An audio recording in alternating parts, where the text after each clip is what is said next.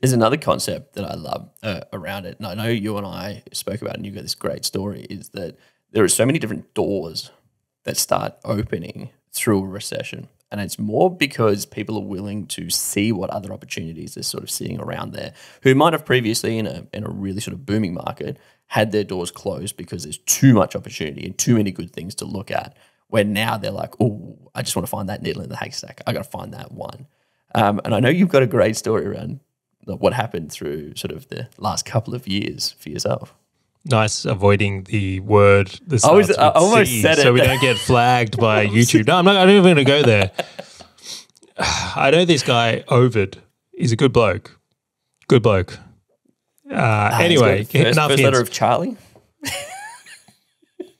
All right. So anyway, I'm sure everyone knows what we're talking about. You go a couple of years back, an event happened, all the rest of it. Yes, we have to be careful what we say because, platforms flag these things in algorithms.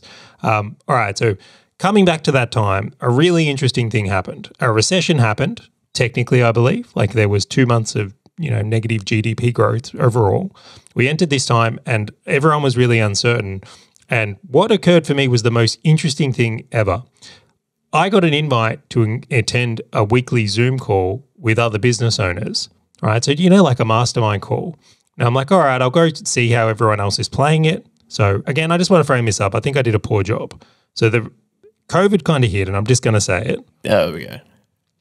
In the coming weeks after, I got an invite from a fellow business owner who I respect immensely saying, hey, I'm going to start doing these weekly calls just to check in with everyone and how they're playing what's going on in the world.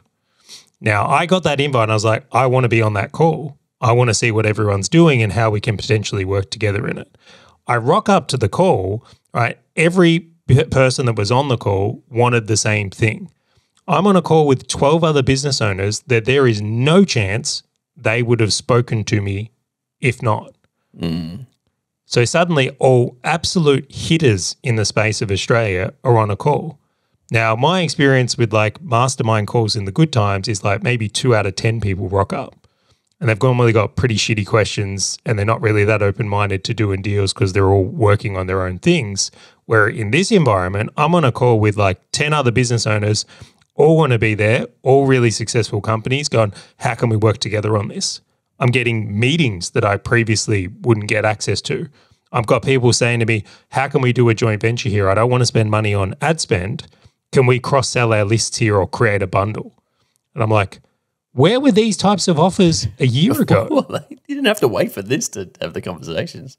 Exactly. But isn't it interesting that when a recession occurs, these opportunities started appearing for me? And we actually did really well in that environment because of that knock-on, because I was able to get on calls.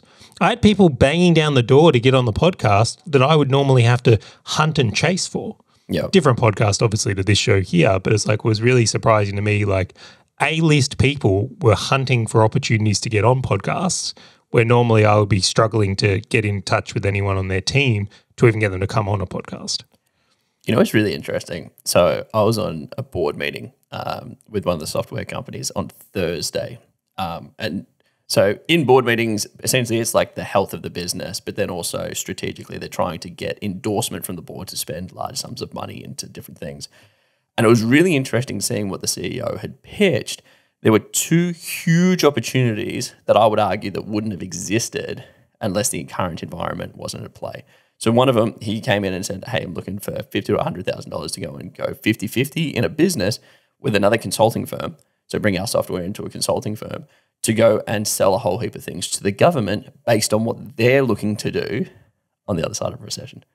And so they're looking at an opportunity to start a business with someone else based on the changes that are happening thanks to the recession that opens more opportunities that they're looking to capitalize on. And I'm like, why are they partnering with us? And they're like, because they know we've got some cash buffers, but they also know that we're here and we're willing to weather the storm with them. And they're actually doing a similar play in the UK as well. And so they're actually going, how do we go and utilize a good deployment of capital to seize opportunities with people that probably wouldn't have spoken to us or brought these ideas and conversations with us to take advantage of other opportunities that are there. And I was sitting there going, well played. Very well played. And so obviously I was like 100% for it. But those are the types of opportunities that people should be looking out for. right? Of going, what are these conversations that now exist, but also what are the potential plays that I could be putting into motion now? Yeah, just think of it. This is probably the one thing I would love to do way more of. And I'm going to say when the next recession occurs, noting it might not be soon. It could be 5 years, 10 years from now. Who knows, right? Yep. But it's like, I want to be so much more aggressive in being outbound in contacting other business owners, because the collaborations, JV opportunities, like I didn't do enough of that on the last round. There's more opportunity pot that I could have got around and more things that could have happened in that light. I just love all the stories and I know many more. I'm not the only business owner that experienced this. Yeah. It was another interesting thing that kind of popped up as well was so in software, one of the biggest challenges that we had was hiring developers, because every single human being on the face of the planet wanted developers, and they still do. It was just like we'd put out a job ad or go headhunting, and it'd take us a long time to try and find someone. Where now, on the same board meeting, they're like, there is now an abundance of people that we can actually interview for developer roles. And so they're going to expand the development team, and they're like, this is a very different market to what it was before. Like now we can put up a job ad and actually get some decent applicants without us paying through the roof or without us like headhunting named individuals. And I was like, yeah, we're totally seeing the same in the media business. We're seeing the same across the board. And it's like this inverse impact around like a recession where all these businesses who are sort of being caught out in the ocean, not wearing any sort of underwear or sort of swimwear and going, oh, we're swimming naked. All right, push the team back into the market so anyone else can go and have them. But they're high quality people, which means that the opportunity for us to actually scale and hire and recruit is just amazing. Did you catch the news on this one? I can't remember if it was like Google or Facebook, or it might have even been Tesla, but have put a freeze on hiring. Like they're not actually hiring now. Might be all of them. I don't know. Yeah, they all did. Yeah, so Facebook's even contracting. So they're actually removing people. So they're finding what they call like the dead wood. And they're trying to remove the people who aren't like the A players as well. Trying to rip them out. Great second point. We'll come back to that one. But just imagine there's all these graduates coming out of universities, or I don't know if you have to go to university to be a developer, but some sort of training. But if like in a previous time, let's pretend it's a university. Year finishes, new year of graduates and engineers and things like that Google and Facebook would normally snap up. They're not hiring at the moment. So those pool of people go into the marketplace for everyone else. And to your point, I love this point you've made, is like, this is the time when businesses have the opportunity to actually remove B players because there's an abundance. You might be able to pick up an A player at the same rate, or a talent pool that just wasn't available. Like what if the mindset of a recession was upgrade my team? Well, that was the exact point. Because the other thing, and I know this is more tech heavy, is when you bring on real senior developers, you usually provide them an ESOP, which is an employee share option plan, where a lot of these massive tech companies are just not offering the same, or the share market's been hit, which means it just doesn't equate to the same amount of money. And so if you're a startup, the incentive for them going, oh, this is actually probably going to be a bit better than some stock options on a compressing organization. So now it's even a little bit more readily for the A players to leave, not just the B players that they're trying to get rid of leaving.